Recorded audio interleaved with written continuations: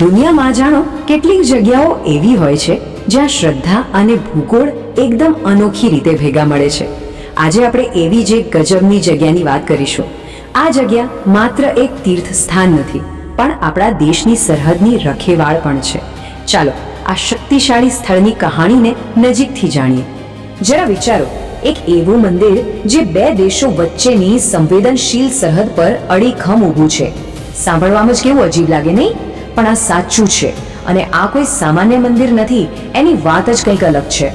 તો આપણે વાત કરી રહ્યા છીએ ગુજરાતના બનાસકાંઠા જિલ્લામાં આવેલા નડા બેટની. અહીં બિરાજમાન છે નડેશ્વરી માતાજીનું મંદિર, એક એવું તીર્થ જેની ઓળખ સીધી ભારત પાકિસ્તાનની બોર્ડર સાથે જોડાયેલી છે. તો આ પવિત્ર સ્થળ બરાબર છે ક્યાં? એ આવેલું છે ગુજરાતના બનાસકાંઠા જિલ્લાના સુઈગામ તાલુકામાં નડાબેટ ખાતે. અને સૌથી અગત્યની વાત, ભારત પાકિસ્તાનની આંતરરાષ્ટ્રીય સરહદથી બસ થોડાક જ કિલોમીટર દૂર આ જ લોકેશન તેને આટલું ખાસ બનાવે છે. અહીંની ખાસિયત એ છે કે આ માત્ર સ્થાનિક લોકો માટે જ નહીં, પણ સરહદ પર દેશની રક્ષા કરતા આપણા બહાદુર સૈનિકો માટે પણ શક્તિ અને શ્રદ્ધાનું કેન્દ્ર છે.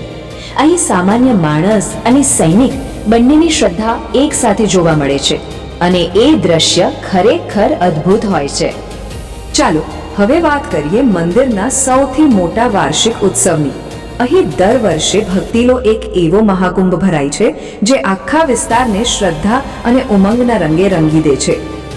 આ ભવ્ય મેળો દર વર્ષે હિન્દુ કેલેન્ડર મુજબ ચૈત્ર મહિનામાં, એટલે કે લગભગ માર્ચ કે એપ્રિલ મહિનામાં આઠમ અને નોમના પવિત્ર દિવસે યોજાય છે. આ 2 દિવસ તો અહીં ભક્તિ અને ઉત્સાહનો માહોલ જોવા જેવો હોય છે. અને આ મેળાની લોકપ્રિયતાનો અંદાજ એ વાત પરથી લગાવી શકાય કે ગુજરાત અને બાજુના રાજસ્થાનમાંથી લાખોની સંખ્યામાં શ્રદ્ધાળુઓ માતાજીના દર્શન કરવા અને આશીર્વાદ લેવા માટે ઉમટી પડે છે. એવું લાગે જાણે આખું રણ ભક્તિના સાગરમાં ફેરવાઈ ગયું હોય.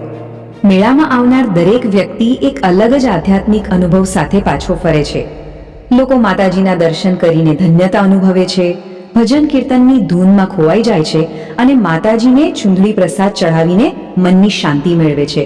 અને સાથે સાથે મેળાની રોનક અને સાંસ્કૃતિક કાર્યક્રમો તો ખરા જ, પણ આ ઉત્સવ અને ભક્તિની પાછળ એક એવી ઊંડી માન્યતા છુપાયેલી છે જે આ મંદિરને ખરા અર્થમાં બીજા બધા મંદિરોથી અલગ પાડે છે. ચાલો એ શક્તિશાળી માન્યતા વિશે જાણીએ.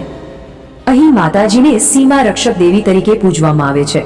લોકોમાં અતૂટ શ્રદ્ધા છે કે માતાજી પોતે જ આંતરરાષ્ટ્રીય સરહદ પર દેશની રક્ષા કરી રહ્યા છે, અને સાચા મનથી પ્રાર્થના કરનાર દરેક ભક્તની ઈચ્છા પૂરી કરે છે.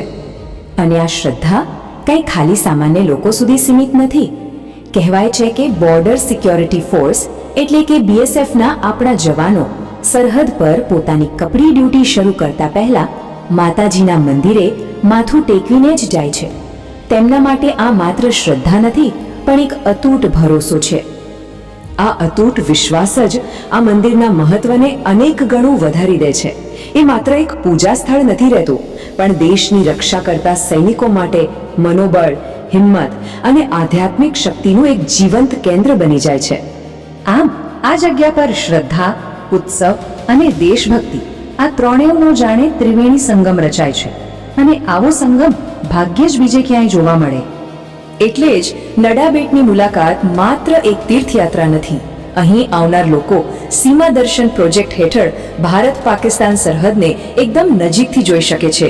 BSFના જવાનોની પરેડ અને શસ્ત્ર પ્રદર્શન જેવા કાર્યક્રમો માણી શકે છે. આ અનુભવ શરીરમાં દેશભક્તિનો એક અલગ જ લખલખું પસાર કરી દે છે.